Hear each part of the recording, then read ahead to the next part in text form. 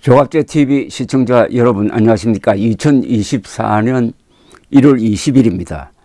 이준석 씨가 주도하는 개혁신당이 오늘 공식적으로 출범을 했습니다. 초대 대표로 이준석 정강정책위원장을 선출했습니다.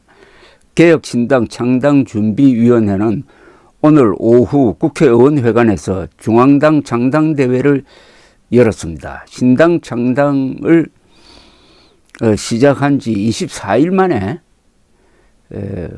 당으로서의 면모를 갖추었습니다. 초대 대표로는 이준석 정강정책위원장을, 그리고 대표가 임명하는 정책위 의장에는 김용남 정책기획위원장, 사무총장에 김철근 창당준비위원회 사무총장, 최고위원회 천하람, 허은하, 이계인 공동창당준비위원장이 뽑혔습니다. 이준석 대표는 김용남 정책위 의장에 대해서는 지난 일주일 동안 개혁신당에 합류하여 방송가를 평정하고 다시 한번 천아용인 네 글자를 완성시켜 주었다고 지켜 세웠습니다. 천하람, 허은하, 이계인 최고위원에 대해서는 세 분이 없었으면 창당을 완성하지 못했을 것이라며 세 분의 활약으로 가장 돈이 적게 들고 가장 허례허식이 없고 가장 빠른 기간 내 창당한 정당으로 기록될 것이라고 했습니다. 축사를 한 조응천 의원도 정광석화와 같다, 기네스북에 오를 만하다라면서 그 신속성을 높이 샀습니다. 이준석 대표는 당대표 수락연설에서 이렇게 이야기를 했습니다. 5만 5천 명의 당원이 엔진이 되어주면은 개혁 자동차의 운전대를 잡고 30년 뒤를 내다보면서 개혁의 고속도로를 달리겠다고 선언했습니다. 그는 대한민국이 죽느냐 사느냐의 단계까지 내몰린 시급한 개혁과제 앞에 서서 매번 혐오니 갈라치기니 삭수론이니 덧붙이면서 인신공격으로 그것을 막아보려는 사람들에게 당당하게 맞설 시간이 왔다. 이번 총선에서 개혁신당을 사회개혁의 길로 이끌어보겠다고 했습니다. 거대 양당을 향해서는 빠르게 달려야 하는데 망근에 갓쓰고 도포 입고 집신을 신은 채 육상경기장에 나타난 그들은 개혁의 주체가 될 수 없다. 내가 애국자라는 우월감으로 대한민국의 미래과제를 해결할 수 없다. 독재와 싸웠던 훈장만으로 정치를 가벼운 선악의 구도로 만들어버리는 사람들도 한심하다.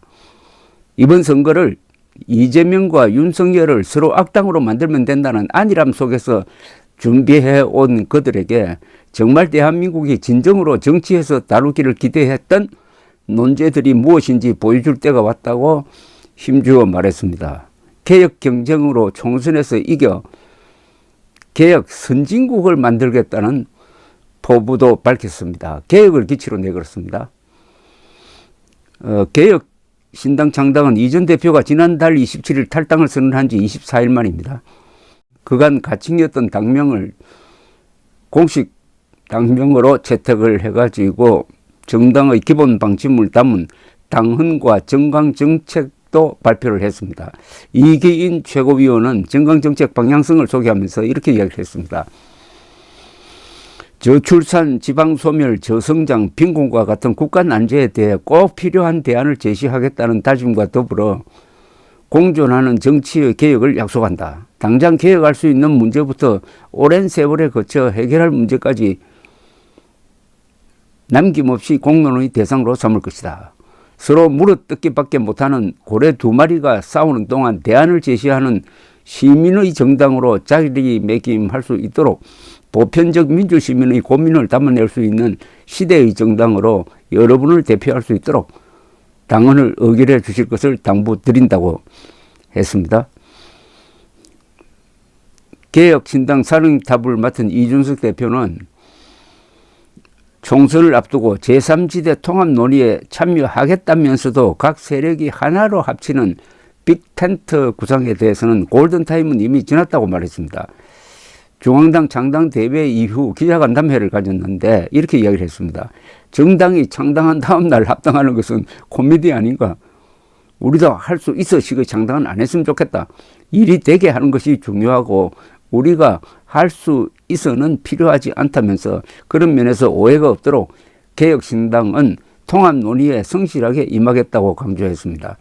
이 대표는 제3지대 세력의 총선 전략에 대해서도 나름대로 대안을 내어놓았습니다. 그는 각 당이 지역구를 분배하여 후보를 내는 방안, 지역구는 단일 기호로 출마하되 비례대표는 당별로 선정하는 방안, 국민의 열망이 있을 경우 완전한 합당, 그러면서 제3지대 지도자들과는 아주 긴밀하게 소통하고 있다면서 외견상 이견이 노출되는 것은 논의의 장애물이 되지 않는다고 말했습니다. 다만 나를 욕해도 상관없고 다른 생각을 드러내도 상관없는데 익명 인터뷰로 칼을 꽂는 것은 하지 말아야 한다.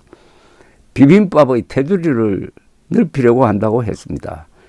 비빔밥은 이 대표가 서로 다른 세력과의 연대를 비유하며 쓰는 표현입니다. 자, 이렇게 해서 한국에 보수를 대변한다고 자처하는 정당이 두 개가 생겼습니다. 국민의힘과 개혁신당입니다. 두 당이 보수적 가치를 놓고 치열하게 경쟁하면서 서로의 외연을 확대해가고 그러는 과정에서 남한의 김일성 세력을 소수화시키고 우선 국민의힘과 개혁신당 스스로